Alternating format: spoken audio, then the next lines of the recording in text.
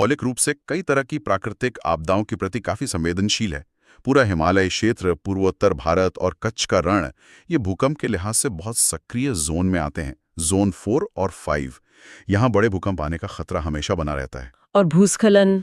Landslides, हाँ, हिमालय क्षेत्र में खासकर मानसून के दौरान भारी बारिश से भूस्खलन का खतरा भी बहुत ज्यादा रहता है। सड़कें टूट जाती हैं, जानमाल का नुकसान होता है। और बाढ़? बाढ़ तो उत्तरी मैदानों की एक बड़ी समस्या है, खासकर बिहार, असम और उत्तर प्रदेश में। कोसी, ब्रह्मपुत्र, गंगा और इनकी सहायक नदियां हर साल बाढ़ लाती हैं। चक्रवात भी तो आते हैं। हाँ, समुद्र तटीय इलाके, खासकर पूर्वी तट, बंगाल की खाड़ी वाला, चक्रवातों यानी साइक्लोन से ज्यादा प्रभावित होते हैं। उड़ीसा, आंध्र प्रदेश, पश्चिम बंगाल, तमिलनाडु, इन राज्यों को अक्सर चक्रवातों का सामना करना पड़ता है। सुनामी का खतरा भी रहता है तटीय इलाकों में। इसीलिए हैदराबाद में भारतीय सुनामी पूर्व चेतावनी केंद्र बनाया गया है। तो आपदा प्रबंधन बहुत जरूरी हो गया है। हाँ, अब इस पर काफी ध्यान दिया जा रहा है। पहला आपदा प्रबंधन प्रशिक्षण संस्थान लातूर, महाराष्ट्र में स्थापित किया गया था। वहां आए भयानक भूकंप के बाद मैंग्रोव वनों का महत्व भी समझा गया है तटों को चक्रवातों से बचाने में। अब जरा जमीन यानी मिट्टी और उस पर उगने वाली वनस्पति पर आते हैं।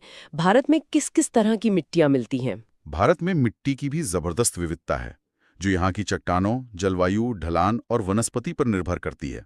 सबसे ज्यादा इलाके में फैली है जलोढ़ मिट्टी, अलूवियल सॉइल। ये उत्तरी मैदानों और नदियों के डेल्टा इलाकों में पाई जाती है। ये सबसे उपजाऊ होती है। हाँ, ये बहुत उपजाऊ होती है। नदियों द्वारा लाई गई बारीक गाद से बनती है।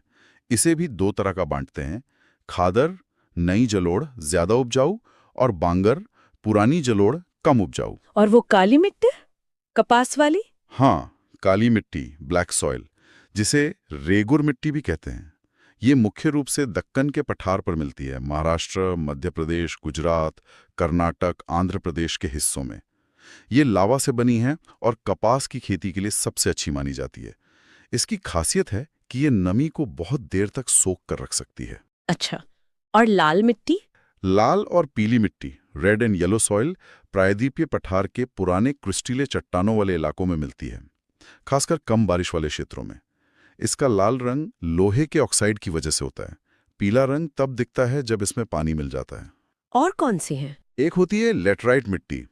ये उन इलाकों में बनती है जहां बहुत ज्यादा बारिश और ऊंचा तापमान होता है, जैसे पश्चिमी घाट, पूर्वी घाट, पूर्वोत्तर के कुछ हिस्से। इसमें होता क्या है कि भारी बारिश से मिट्टी के पोषक तत्व पानी के साथ घुलकर नीचे चले जाते हैं। इसलिए ये कम उपजाऊ होती है, लेकिन काजू, चाय, कॉफी, टैपियोका जैसी फसलों के लिए ठीक रहती है। मरुस्थलीय मिट्टी